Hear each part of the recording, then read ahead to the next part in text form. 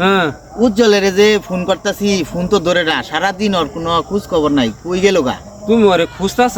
হ্যাঁ বন্ধু। ও তো আজকে সকালে ঢাকা গেছে গা। এটা কি কও?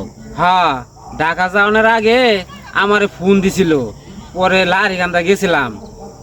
ওর আর নতুন একটা চাকরি হয়েছে, মাসে 5,000 টাকা বেতনের, থাকা খাওয়া ফ্রি। তাহলে ও আমারে কব না যে বন্ধু আমার তো চাকরি হয়েছে, আমি তো যামগা সকালে, কয়ে গেলে কি আমি ওরে আটকাইতাম? না, তাহলে তো একটা অন্যায় করছে ও। ও বাড়িতে থাই এর লিগে রিল বানাইতাম, তিনজনে মিলে, আমরা 3 বন্ধু মিলে রিল বানাইতাম। হ্যাঁ তা আমার কয়ে যাব না, যাক গেছে বালাই হয়েছে, আমার সঙ্গে রিল বানাইলে তো আর টেহা পাইতো না।